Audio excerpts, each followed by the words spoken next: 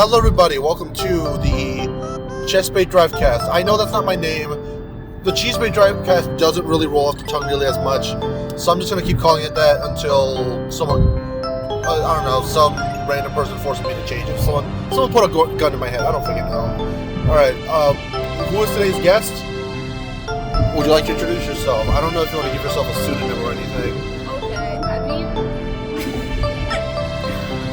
I can just call myself Kirby the whole time. I guess that's funny. Sure, go ahead. Alright, I guess I'm going by Kirby now. I am Chessbait's girlfriend, aka the cheese, the big cheese, the OG cheese shaker, you know.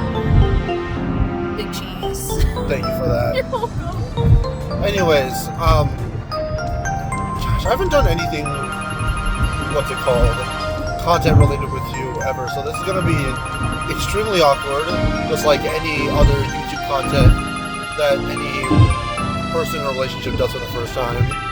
I mean, we're literally on a drive back home from Chicago to undisclosed location in Michigan, so, you know, we have quite a long way to drive. We thought this would be a fun way to burn some of the time. Chernobyl, Michigan. I certainly hope there isn't a Chernobyl, Michigan. Just blow some, you know, cause all of Michigan to be toxic. While the Lions are doing well this season, that's one way to ruin our season. Hey, maybe that's why we're so good. We got some radioactive things. I don't know. Maybe.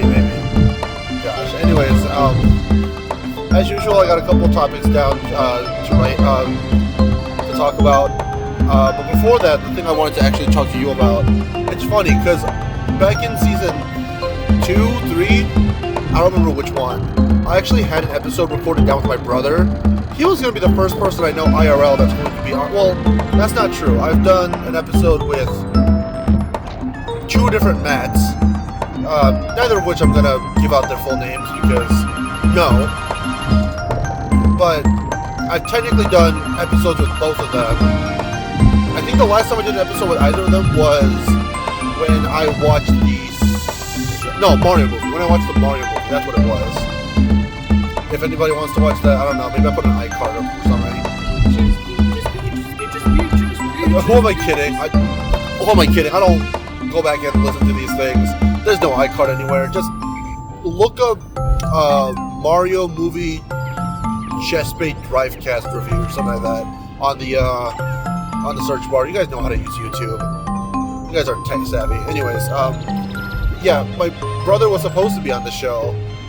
Obviously, that episode it's not lost. I just never turned it into a video because we ended up talking about GTA 5 for like the majority of the episode. Which, I'll be honest with you, probably going to be more relevant when GTA 6 comes out, which both of us are super excited about. Actually, you want to talk about your experience with some of the GTA games? Oh, yeah, of course. My family raised me right. My dad let me play GTA at the ripe age of 10. I was 10, and my dad would let me drive around because I like driving cars and games because I was raised as a car kid, so I pretty much would beg my dad to drive around in the games. And then he just kind of let me in the lore. Like, the first few games I played was, like, the first one was obviously the 5th, because I think it was 2015 when I was 10, I want to say. So I was pretty much the right age when it came out. So then my dad introduced me to some of the best ones, aka San Andreas and Vice City, which, hands down, in my opinion, Vice City and also my personal favorite, GTA 4, have the best soundtrack in my opinion. I don't have to listen to all the soundtracks just to properly rate them. I haven't listened to all the songs in all the games yet. I mean, it's fair. There's still a lot of games, and there's also a lot of time to do so. God, I cannot wait until the GTA 6 soundtrack comes out. That is going to be some like next gen. Like that's going to be like generational music. I swear to God, if they put a Fiend in GTA 6. Surely they wouldn't. Fiend.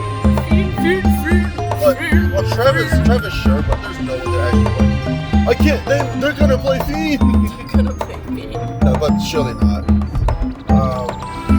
As you guys can probably tell in the background, hopefully, future me, don't screw this up. We promise this. Hopefully, you guys just I can talk. English is definitely my first language. But yeah, you guys probably are seeing gameplay of Pikmin in the background. That's because we, more specifically you, I have not really gotten enough into it. But we recently, or she recently got into the Pikmin, I think it's called Bloom, right? Yeah, I'm pretty sure it is indeed Pikmin Bloom. I have been playing it, I think, for 3 weeks now, I want to say. Pretty consistently. I'm enjoying it a lot because it's making me realize how many steps I take in a day. And for whatever reason, even if you hold your phone, even if you lay in bed, I swear it counts as a step. Because I know that I don't walk that much in a day if it's just like a lazy day, and it will still say like 400 some or like 500 some steps, and I'm like, I know I didn't do that many steps. Oh, that's because it also tracks the number of steps that you take outside the app. Oh yeah, that is true. And also, for some reason, like even if you're in a car, obviously it tracks the GPS and knows that it's going super fast. But just because like your phone is shaking, Yeah. it'll still count that as like a couple steps every now and then. It's like, you know, the technology is good, but it's not that good. It's not perfect at distinguishing a step and driving. Either way, it's been really fun for me, and I'm enjoying the fact that based on the amount of steps that you take, you can grow seedlings based on how many steps you take. And so I have about 18 Pikmin so far. And that's not even including all the seedlings that I still have to grow. So, yeah, and you can have up to 400 Pikmin, I think. Or, tell me wrong, it could be 300. Anyways, you can have a whole army of Pikmin. And I'm determined to find every single key name that one could possibly have. Because so far, all my Pikmin have P names, as obviously they're called Pikmin. So, I thought I'd take just the pseudonym of the P.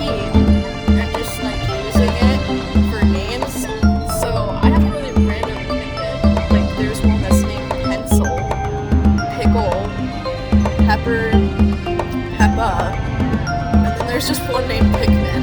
Wait, are they? Wait, can you actually name it something that doesn't start with P?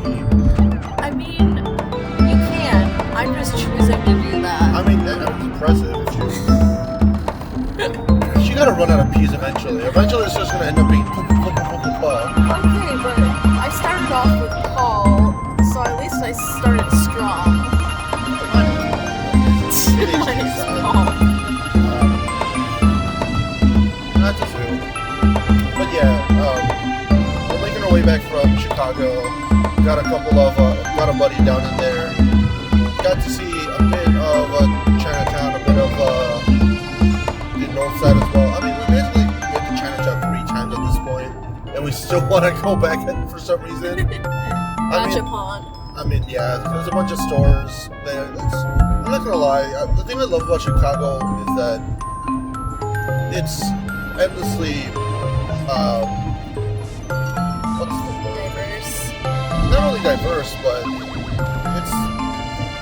there's just so much stuff to see that every time you go there, there's always something new that you can access. We haven't even hit any of the downtown stuff. I've seen it. You've yet to see the Beam. Exactly. Which I feel so bad for hyping it up. It's not as good as, I say it is. It's just funny to think that it's just a random beam in the middle of downtown Chicago. There's also, what am I forgetting? Have you been to the Bonus Tower yet? I said no. Yeah, I have not been. I'm looking forward to it though, and anticipating it despite my fear of heights. Don't look down. I feel bad for you because there's a little glass box. I know, but I would want to do it either way. I kind of want to get rid of that fear. Fair enough. I mean, I'm not gonna lie. Even people without a fear of heights, I've seen people that ride roller coasters just fine. They step on that thing and they're immediately scared because it looks like it could break at any time. Exactly. I've seen people literally jump on it from oh, how are you this stupid? Do you want to die? I get it. We all have depression, but damn, dude. I mean, I feel like it started when I was a kid because I was always afraid of the way that elevators made me feel. And then I realized it wasn't the elevator itself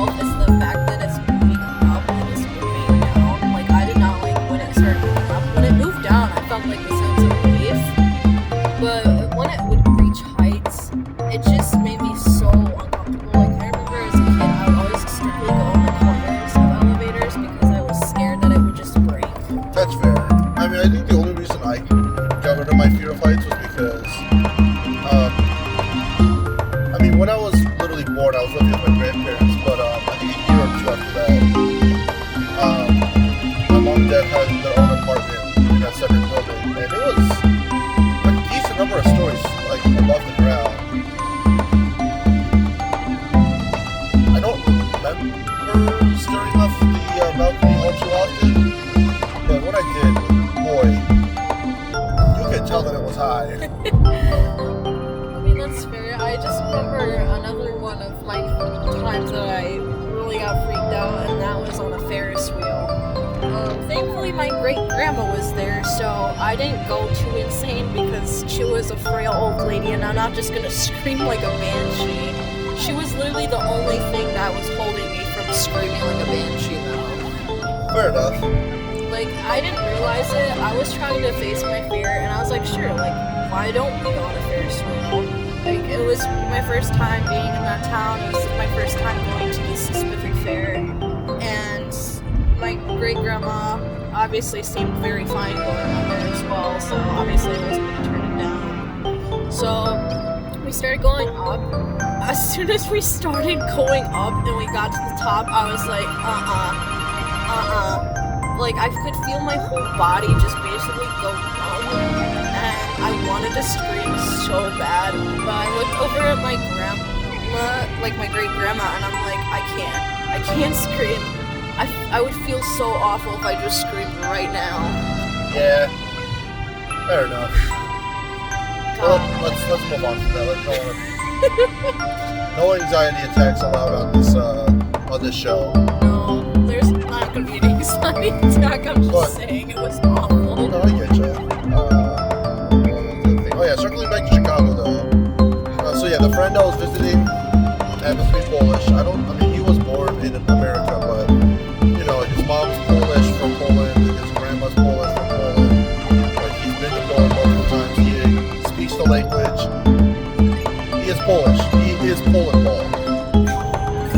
And you also happen to be part Polish. Yeah. You said you wanted to talk about your roots a bit. Get into that at all? Of course.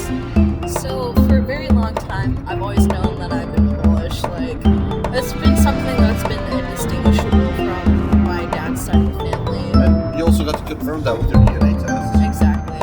And so, basically, when I was younger, like, I'd always hear, like, oh, well, our family's Polish, blah, blah, blah, you know.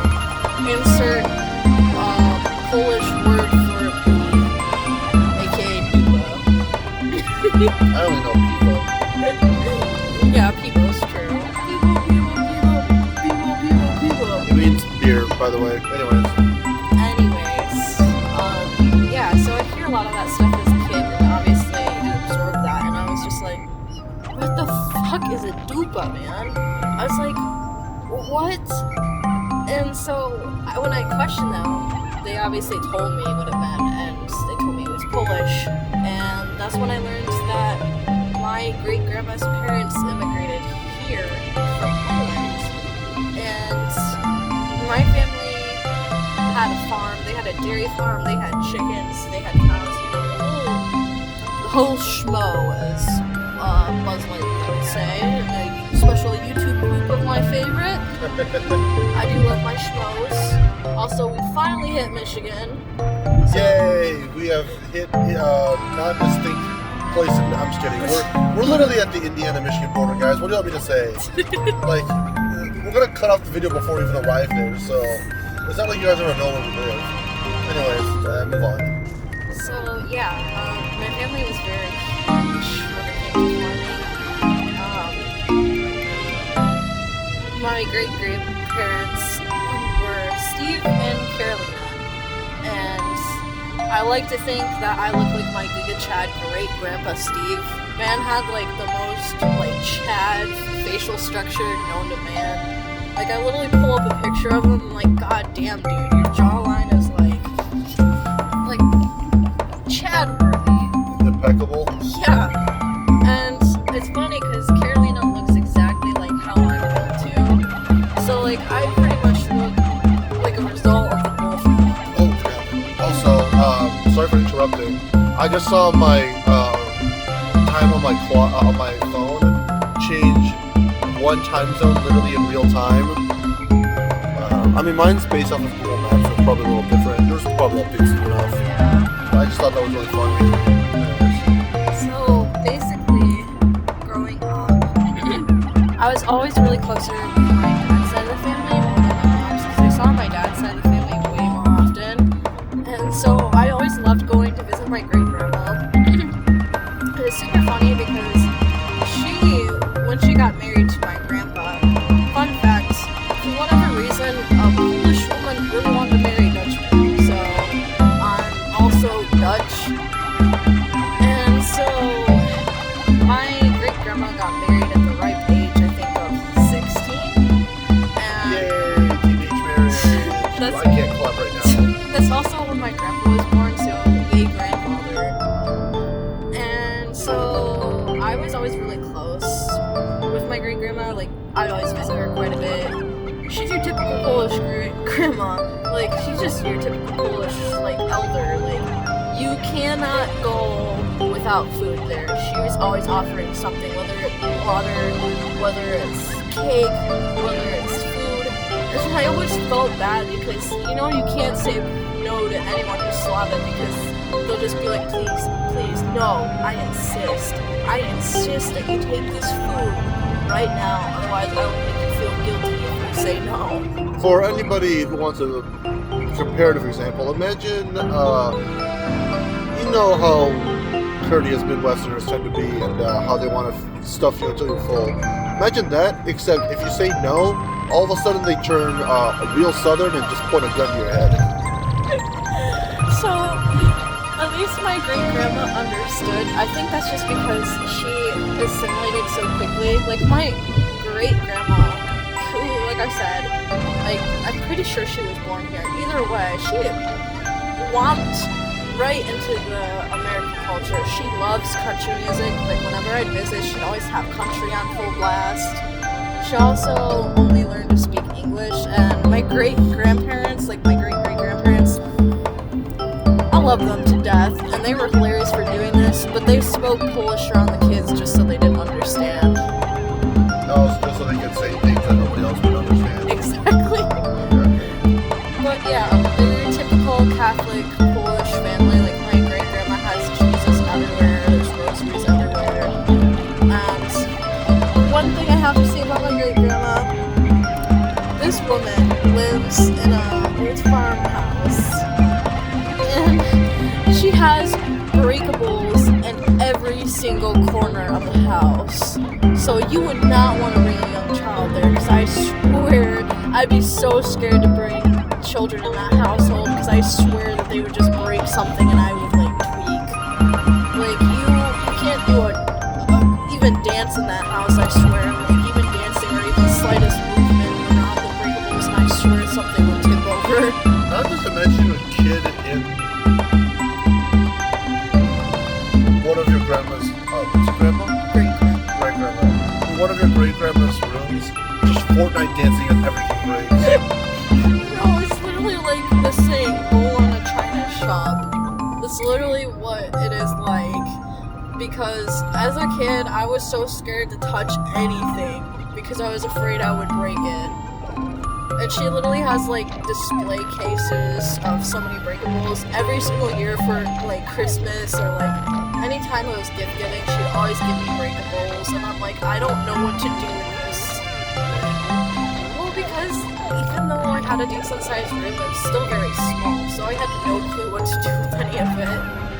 That's weird. I remember this one in particular she gave me.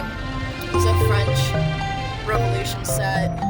And it was also another one she gave me, which was like a French orchestra set, I'm pretty sure. Okay. Yeah. So there's like these little figures playing instruments. It was really pretty. But yeah, she has like a lot of small knickknacks, like so many breakables. And it's just so cursed because the whole house, like I swear you do one wrong move and the whole thing is gonna collapse. Yeah, and also underneath it, my great-grandpa, who is deceased, he had his workshop underneath, so it's always really, like, bittersweet going downstairs and seeing his stuff, and seeing pictures of him. And the sweetest thing is, he actually got to hold me once. He was in really bad health when I was born. Anyways, he got to hold me once before he passed away, so he did at least get to meet me. That's good. Yeah, I felt really honored I was at least one of the last grandchildren that he passed away.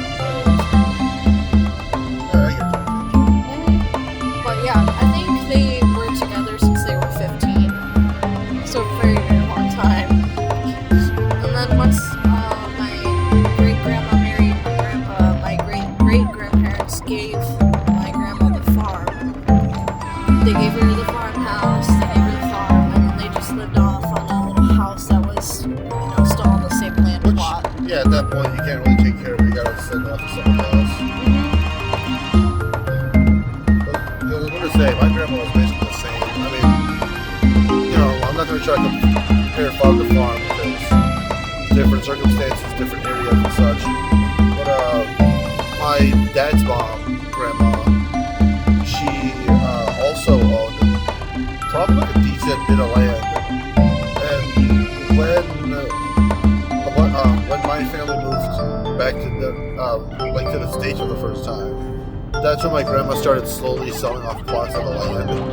So if I remember correctly, first she sold off like most of the land that surrounded the farm because no one's really going to use it at that point. It's better to sell it off to some developer who's going to turn that area into, maybe like temporary housing, maybe make a couple buildings that can be used for like really key services, etc. Besides that, I mean, after that, I'm pretty sure she ended up getting rid of. I remember she got rid of the cow farm as well, which I technically did grow up on a farm. And I didn't grow up because I didn't live there most of the time. Whenever I visit my grandma or paternal grandma, she'd always have like a decent field. You could see, a couple crops, a couple flowers, and there was always a barn that was just absolutely not packed to the brim because obviously they each have their own spot that they're supposed to be in, but there was always a decent number of cows sitting about. And not gonna lie, I feel a little bit not nostalgic, but I do miss a little bit because my grandma ended up having to sell not just the farm but all the cows as well eventually just to make ends meet because she couldn't, she didn't have the time to take care of them. It wasn't worth trying to get somebody else to take care of them, or at least pay somebody else to take care of them. It was just better for her to have them shipped off to somebody who could give better care to them, which I'm assuming they got better care.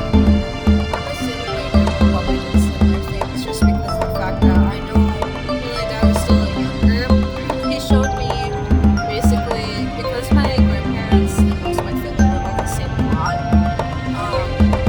I'm assuming that basically he would show me photos of where the fence used to be for the cows.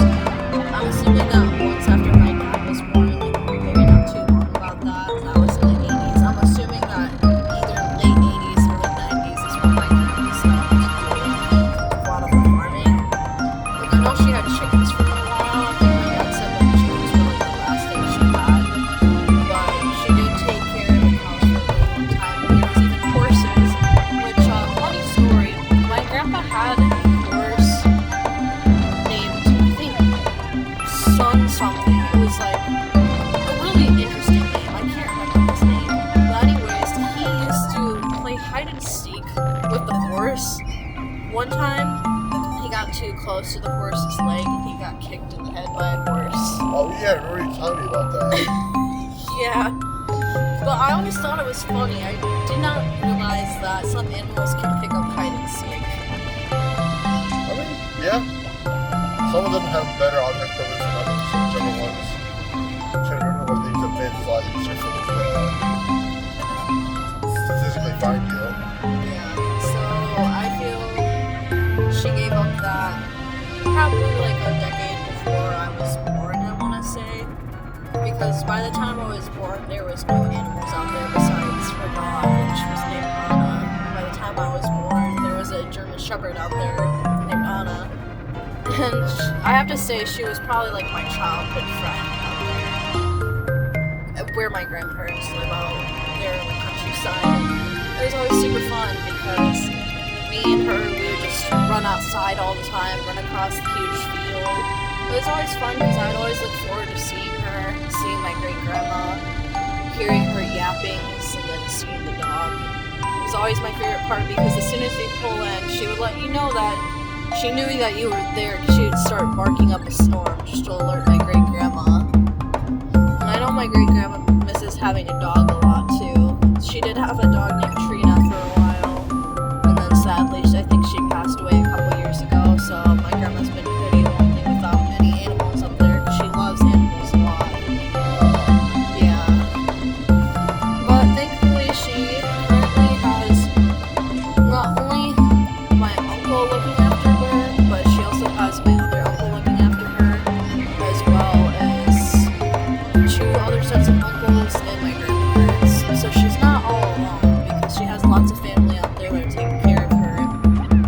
unfortunately, my grandma is getting up there in age. She, I think, is in her late 80s, early 90s.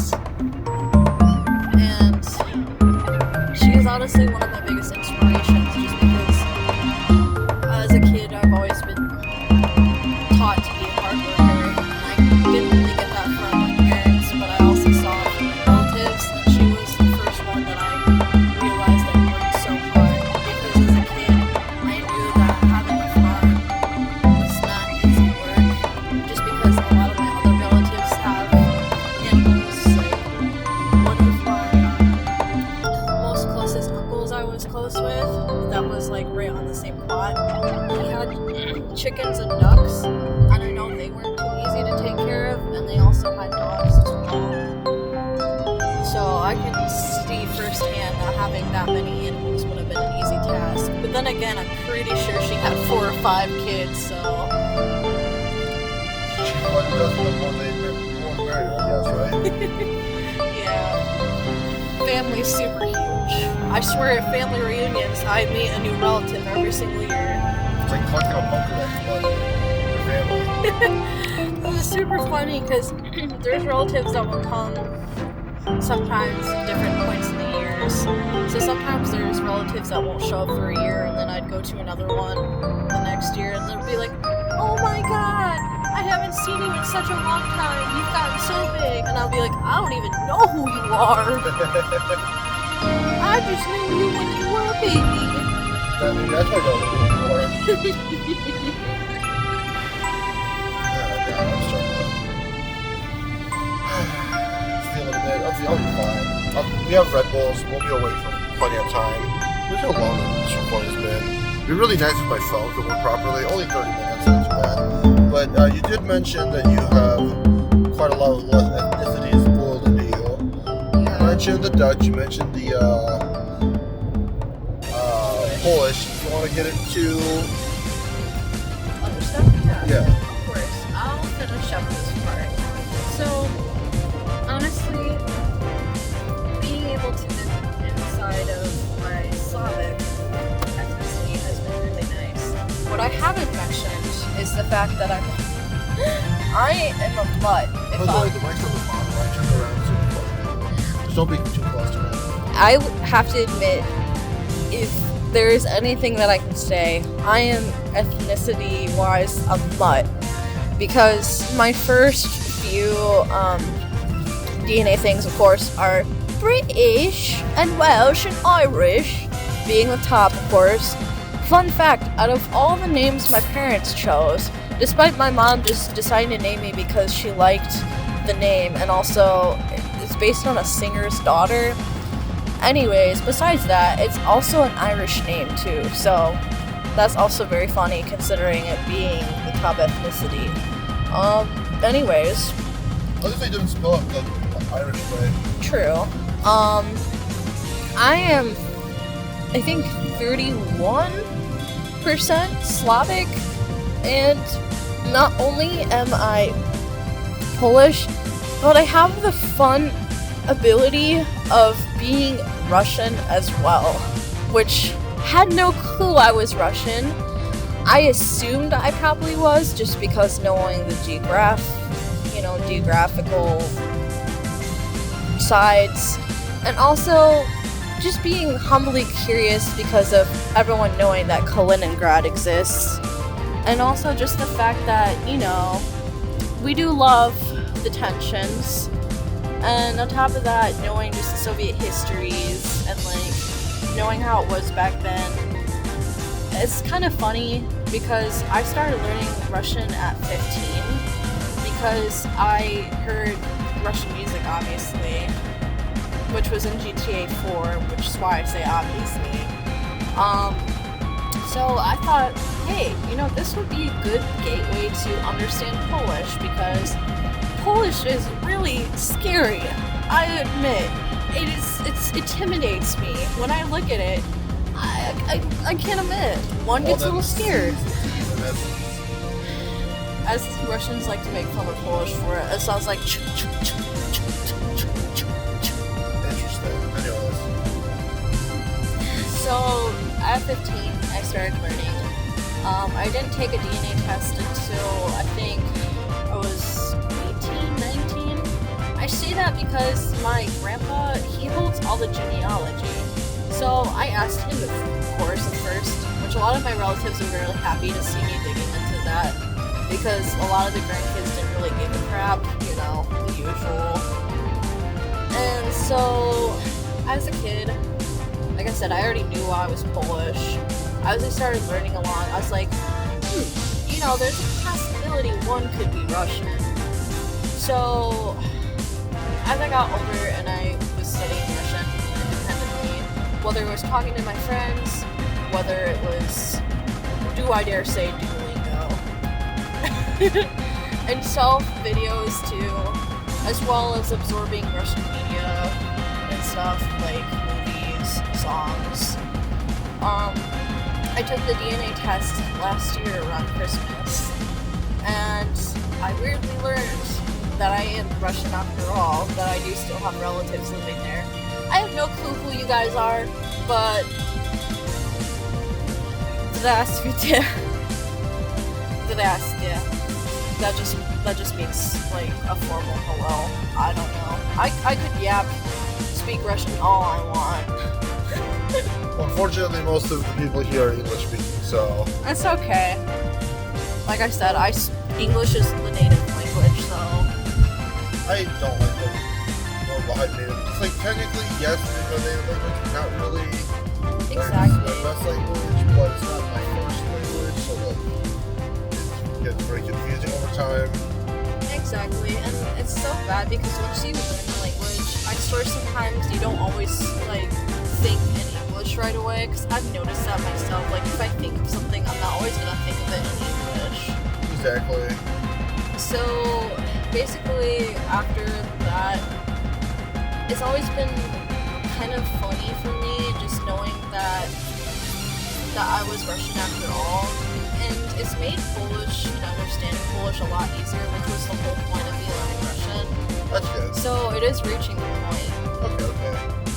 But I will have to say, it is really funny to try to tell somebody that you're Polish and Russian at the same time, especially with, you know, the tensions being there for centuries, and also, you know, what's happening currently over there. I mean, I think if people just don't have perspective. I mean, like, obviously, you know, most of the kids around my age or their age, they're not really going to want to fight. They have different things to worry about. The fact that they're having to throw their lives away for well, not a pointless war.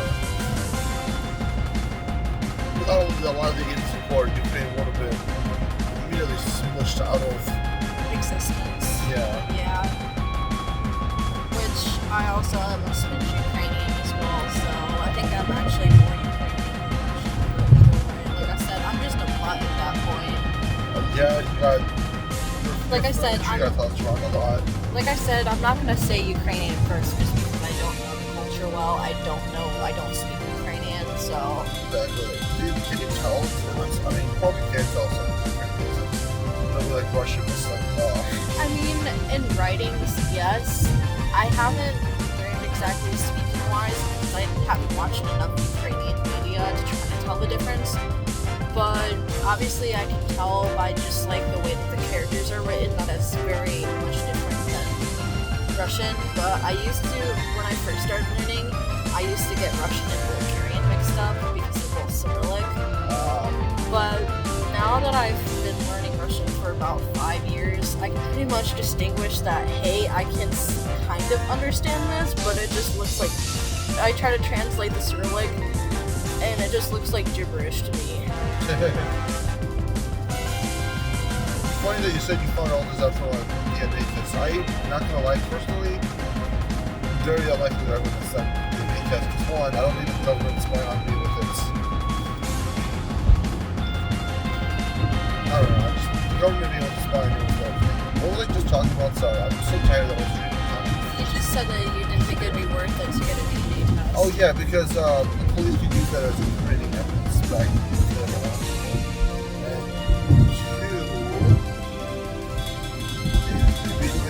I wish I wasn't this.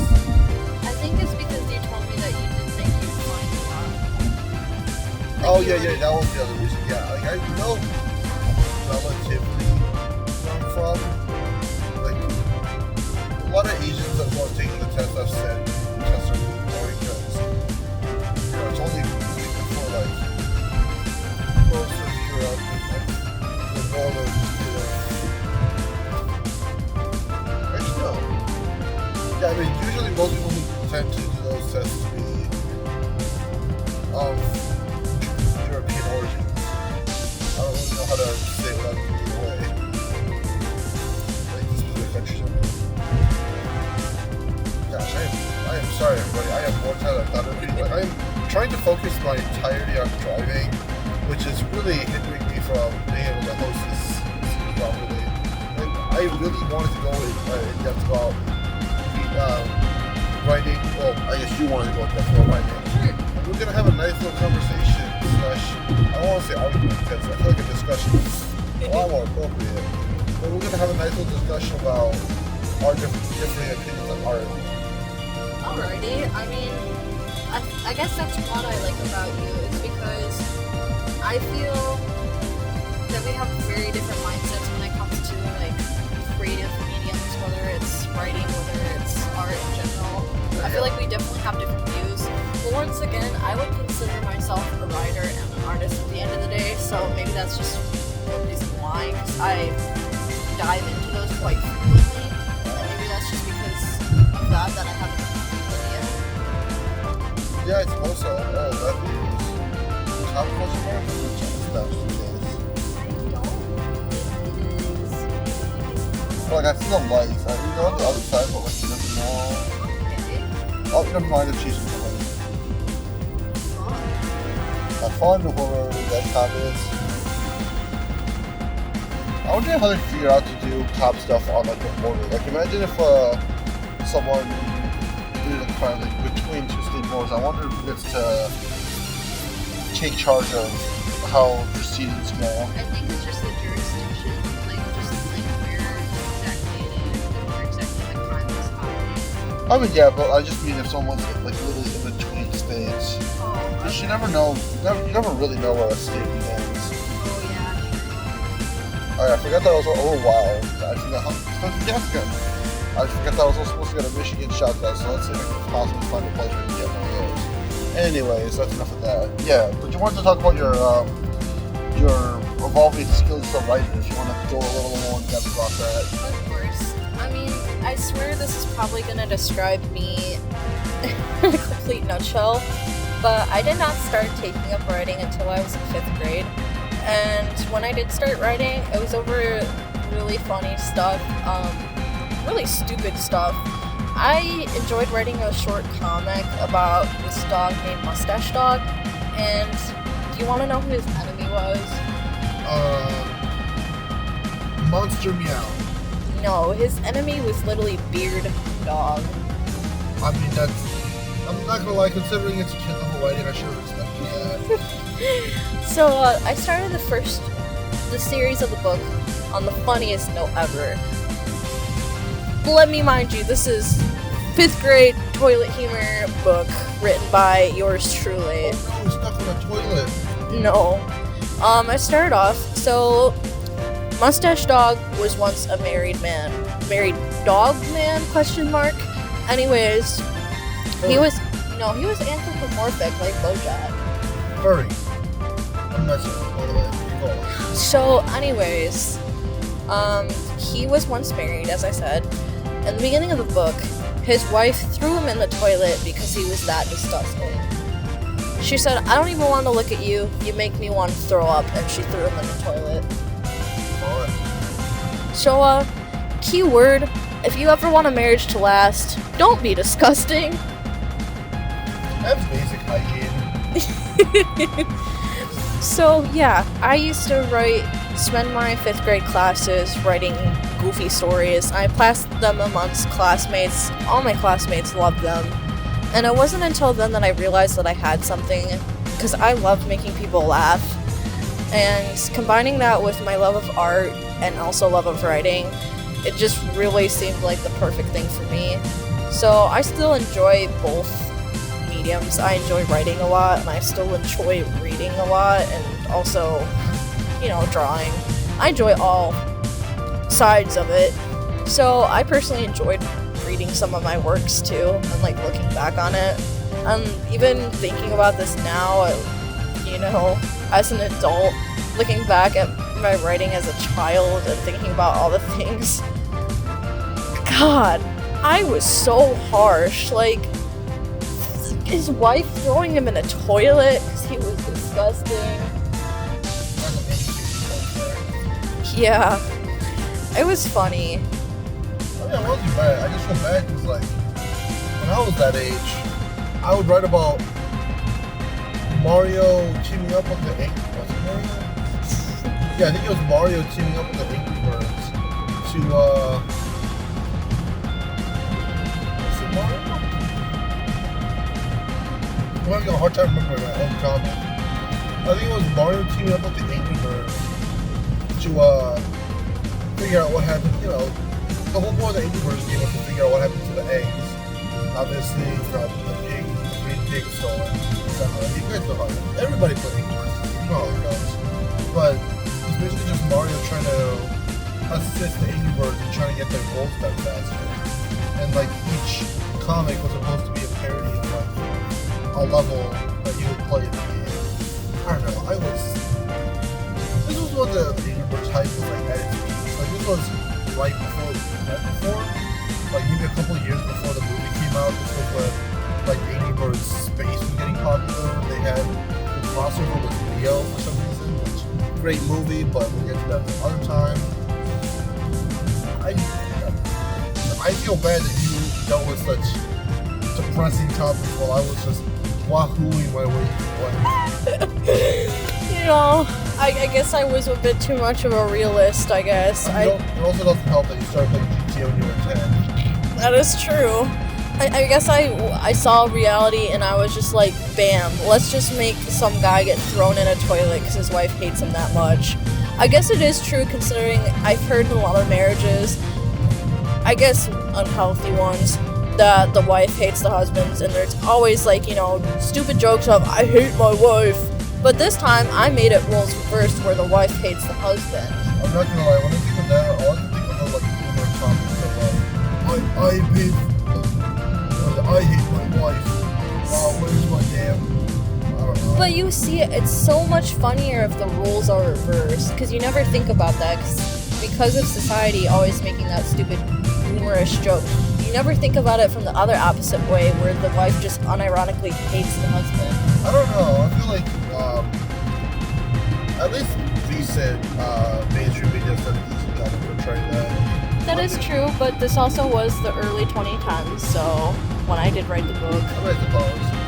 I mean, this is getting into like generic sitcom archetypes. I didn't realize that this was a common theme among cartoons, sitcoms, etc. For some reason, the mom has to be like the super capable one who earns like the most amount of money and like has to be the breadwinner and actually has a job. Meanwhile, the dad is like super stupid. Like he has lots of heart, but he can't get anything done ever. Honestly, this just sounds like a Fairly Odd Parents lore thing. I mean, Fairly Odd Parents is not the worst example of that. I'm just gonna say because the mom was always the smarter one, and the dad was always kind of seemed very stupid. Exactly. I mean, like it's the same thing in Gumball. Oh yeah, true. It's the same thing in The Simpsons. I mean, I guess that technically isn't true in Family Guy since I'm pretty sure Peter works at the brewery. I think he makes beer as a job, but I don't remember. All I know is that he is technically the one earning money for that house, which I don't understand either. He does not seem like the breadwinner type for a family, but hey, that family's got bigger issues than that. I guess fair. I did absorb a lot of Gumball because Gumball was one of my favorites. So maybe I just retained it from Gumball. Yeah. There's always a possibility. Possibly. I mean, the first 4 seasons of Gumball, I genuinely loved watching every time the episode came out. Okay, but my favorite episode, hands down, was the Spoon episode. That was pretty good. actually admit, somebody getting scared over a spoon as a weapon is pretty funny. Although, if I was to go in the streets and somebody was threatening to hit me with a spoon, I do have to say I would be a little scared. Especially if I didn't have anything on my person. My personal favorite episode is the party episode from season 1, where Chessbait's sister, I think, invites everybody to a party. Which, you know, she's in high school. They're all in middle school. I think they're all in middle school. Yeah, they are. It was supposed to be a high school party with a bunch of high school kids. None of the high schools ended up showing up, and basically just ended up being a middle school party with a couple of teachers there for some reason. I guess they all needed to lay it off for a day. But the reason I like this episode is because, one, you know, any story about Gumball and Penny getting closer to each other, I appreciate. Even though that came out like a snail's pace at first. Any episode where Darwin gets a W. Always a good episode. Because, you know, Darwin's always my favorite character out of that show. I'm assuming yours as well. You'd be surprised to know it's actually Richard. That's fair. Do you see your dad a lot in Richard? For sure. I mean, tends to be a pushover a bit. Not really the best when it comes to responsibilities. Still has plenty of heart, but like...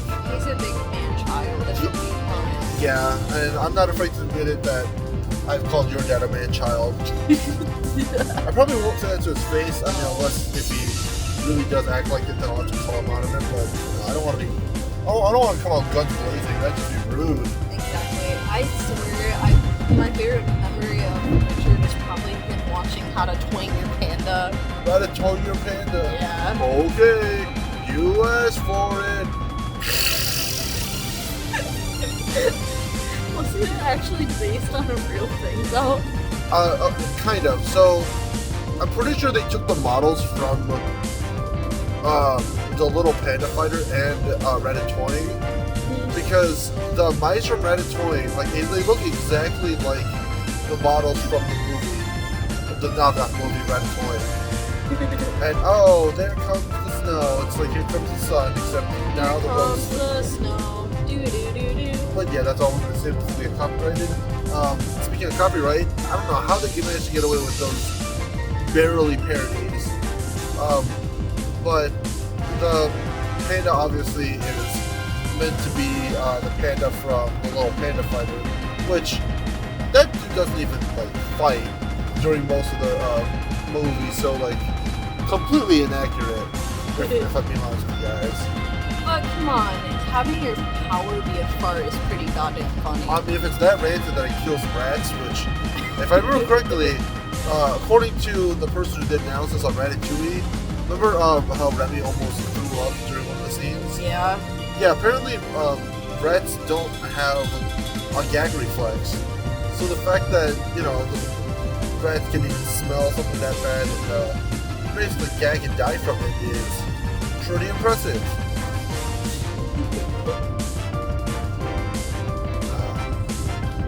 Not gonna lie, I miss a lot of those cartoons when I was a kid.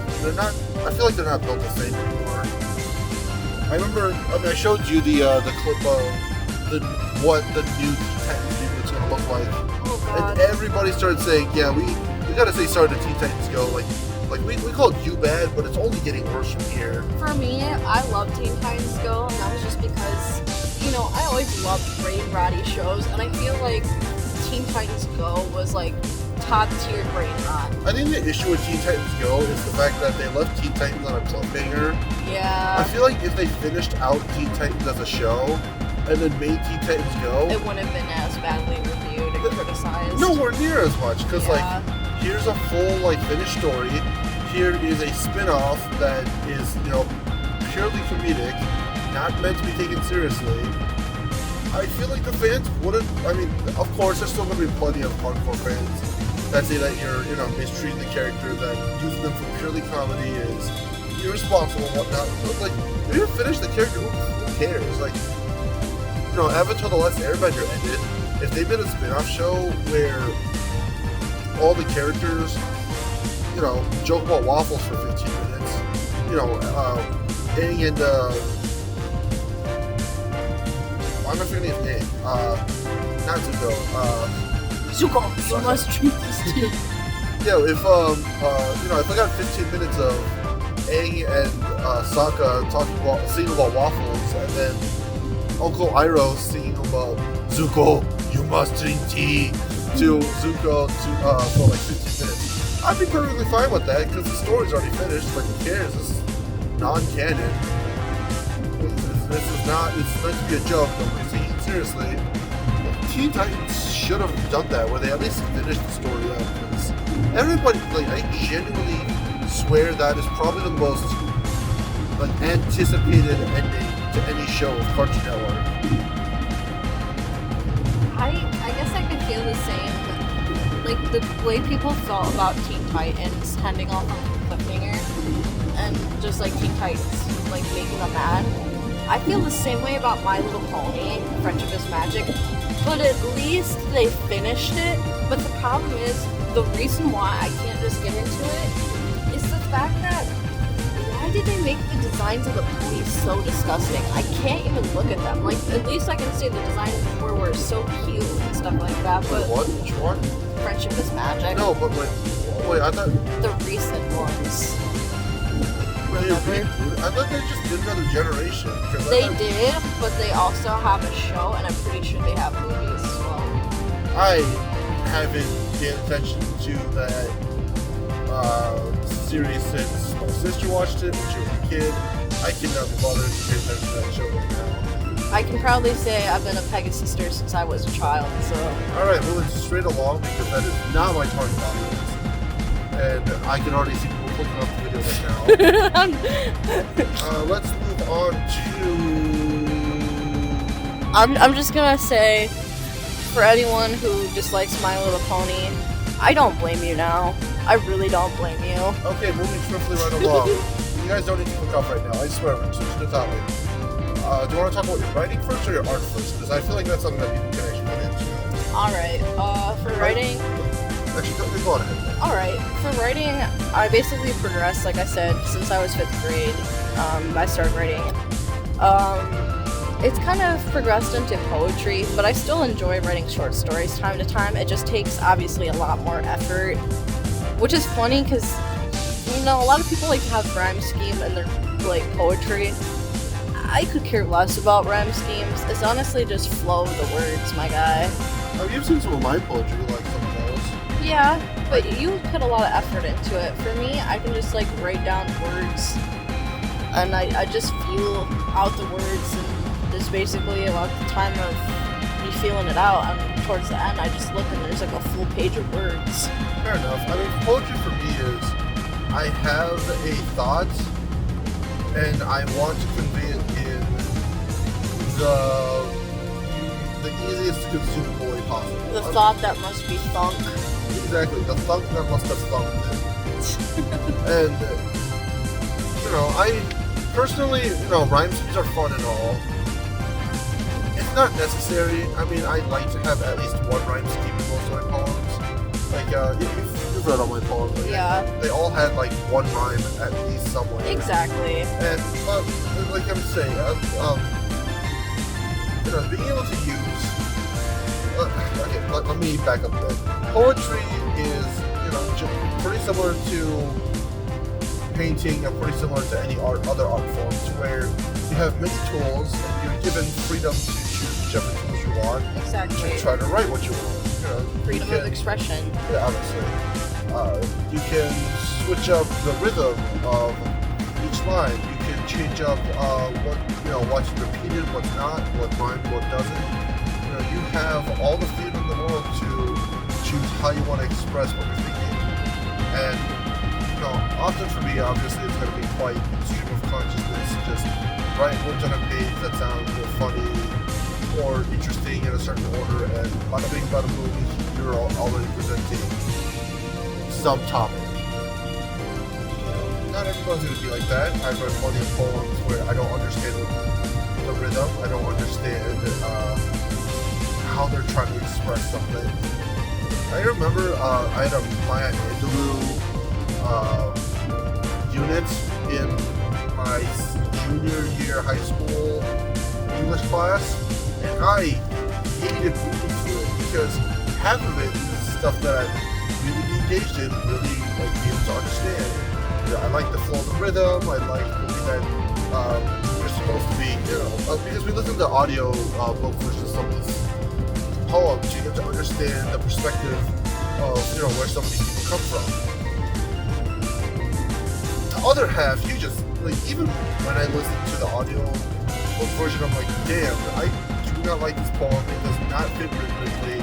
It makes sense. I get the message because you spat it right in my face. But I feel like it could have been made in a much better way than how it was presented. Fun fact, that's exactly how I feel about Robert Frost.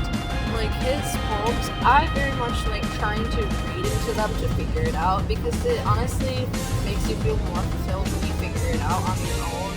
And honestly, it makes you convey the message in such a deeper way rather than just saying it up front.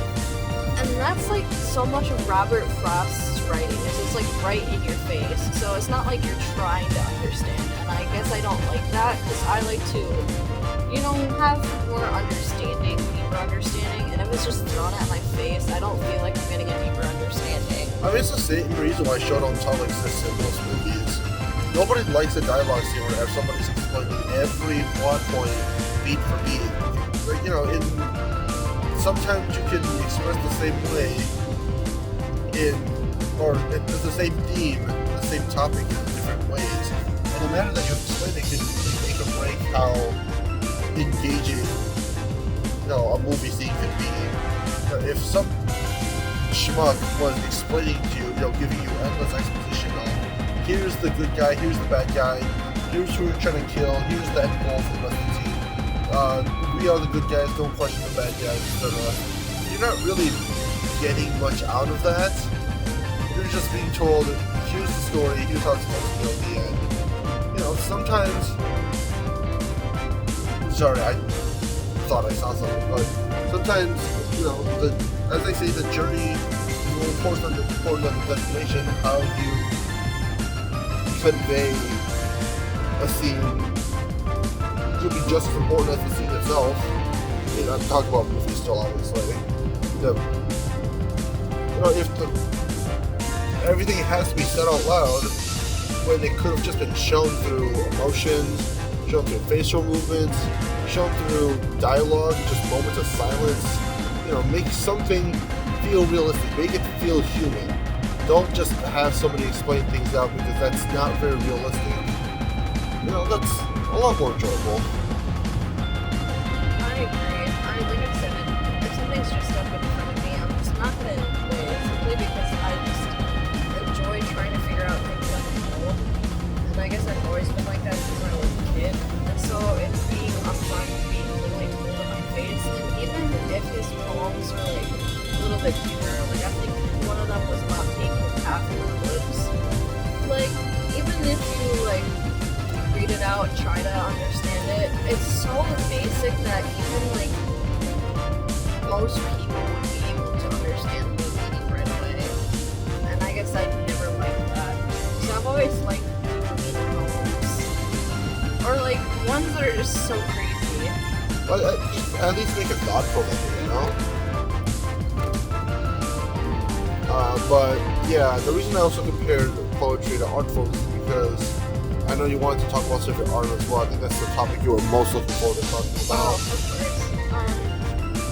I have always loved art since I was a kid, but I swear I just never found where I was the most comfortable at because, obviously being somebody who liked drawing in their free time and coloring and doing most things that involve art, I really have to admit my downfall was always self-portraits in art class, just because it wasn't the fact that, I didn't like drawing myself. It was more or less the fact that they are always trying to tell you to draw like the most realistic as possible. But the problem with me, I was never always into realistic art when it comes to myself. So it's really hard to try to draw something realistic if you don't draw realistic yourself. I'm gonna teach you how to. Never mind. I was gonna say that they teach you how to draw realistically in like actual art schools, but that was a train of thought that I was. Never mind. I'm just gonna leave. Okay, that is a cop. I am going to ignore that because it just passed everybody. Anyways, have you ever guessed who my favorite artist is? I'm gonna say it's something like that. Nah, not that basic. I'll give you a country, but I feel like that'd be too obvious. Just I was gonna say Spain. I guess Picasso's also from Spain. yeah, that's why I was very confused when you said that. No, not Picasso. No. The other well-known artist from Spain. I feel like if you say it, I'd get it right away, but like my brain is just not bringing it. I mean, yeah, we're both tired. It's 3 in the morning. It's time to go to Denny's. Not a Denny's, Dad. We're just making an inside joke. But I feel like I could give a word, but I feel like that might give it away. I honestly can't tell you. Think melting.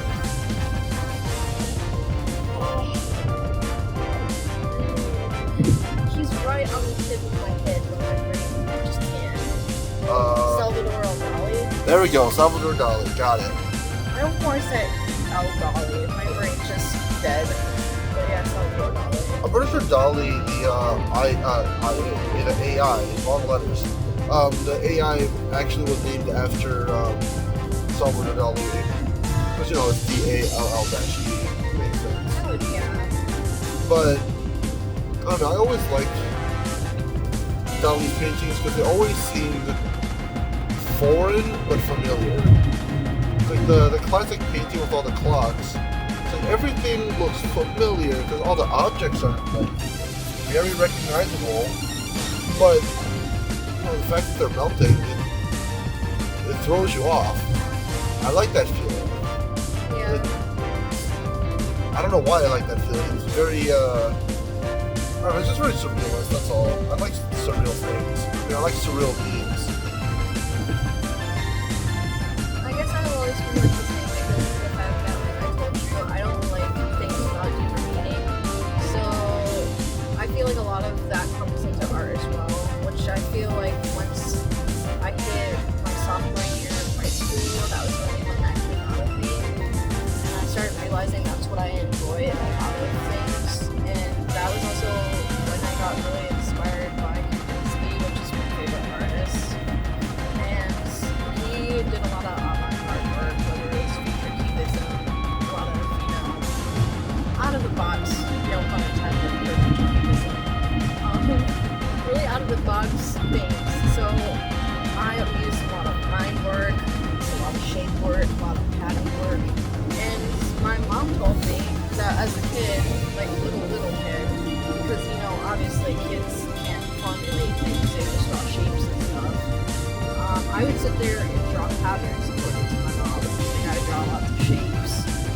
So I think my love of patterns and shapes went a lot to my artwork, which is why I love creating it, because I used a lot of my thinking in the way that I wanted to lay things out in my art, and I really enjoyed that.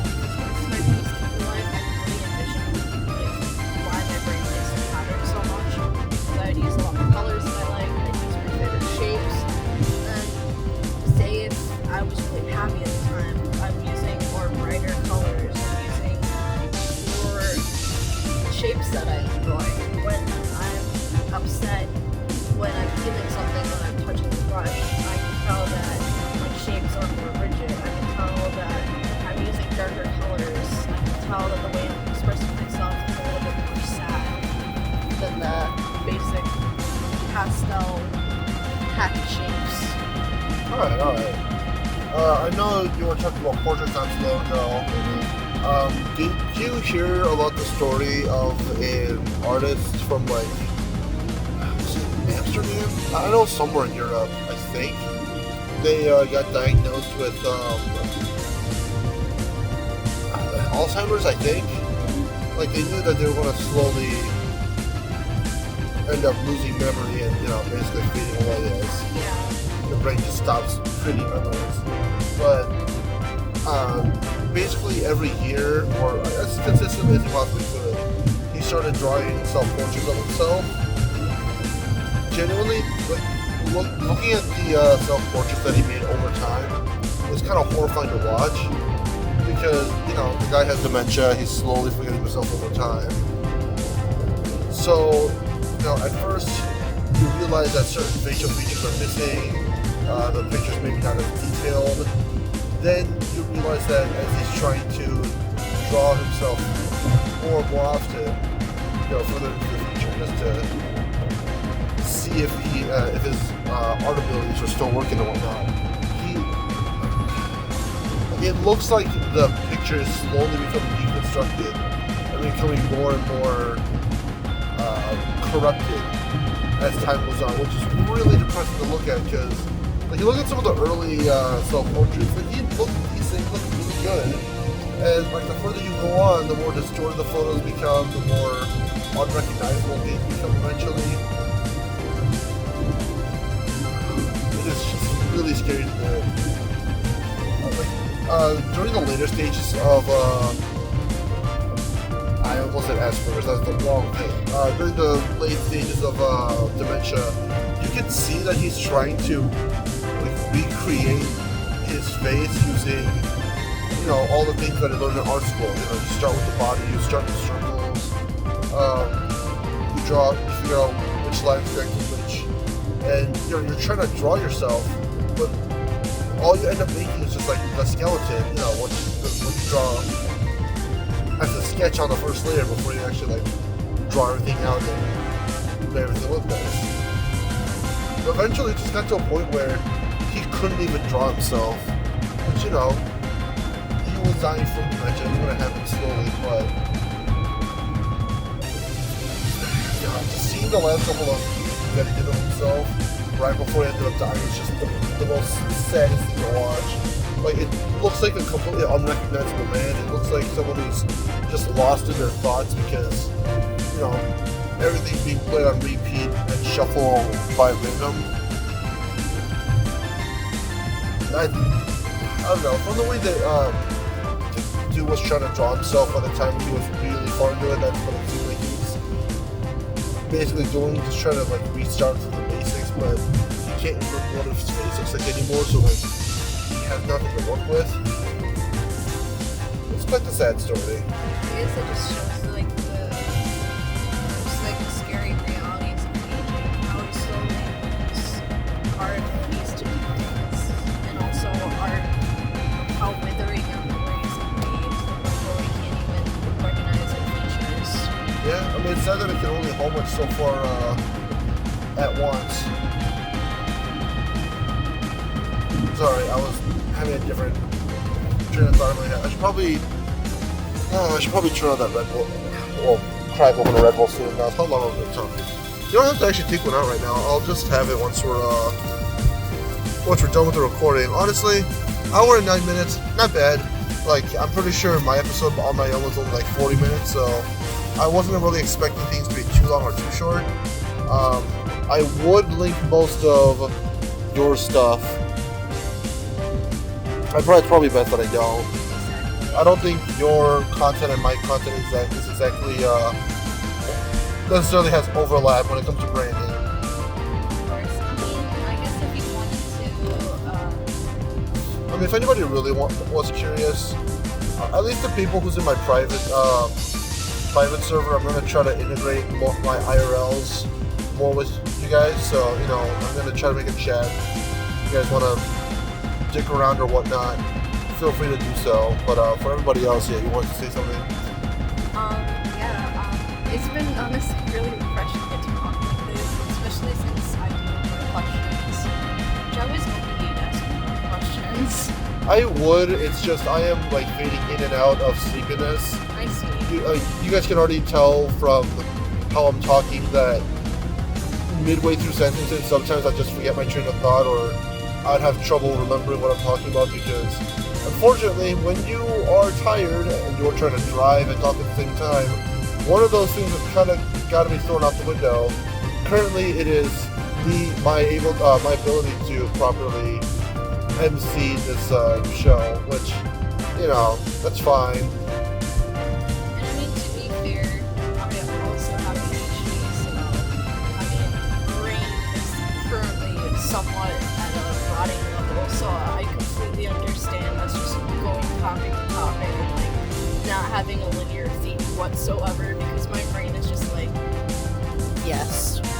Alright, future me, I'm hoping, not only am I hoping that you're playing Pikmin, I'm also hoping that any of this audio is actually usable, because I'm assuming that we're allowed to do the road sounds. It's a very low chance that would be quieter than it, but you never know. You never want to know what might happen. I wish you the best of luck, and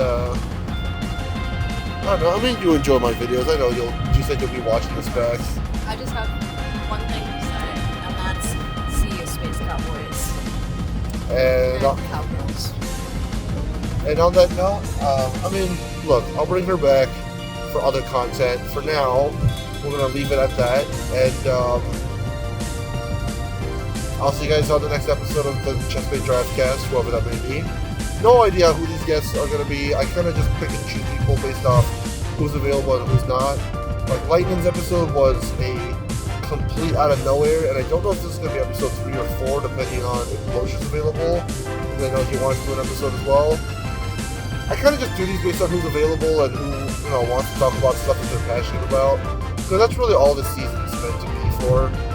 You know, if you're passionate about something and you really want to talk about it for an hour-ish, you know, I'm always down. Anyways, thank you for watching. I'm sorry that this wasn't recorded on the server because, you know, we're right next to each other. There's no point of using the bot if I can just record this on my phone. And I will see you guys hopefully in the next episode, whenever that may be. Peace out.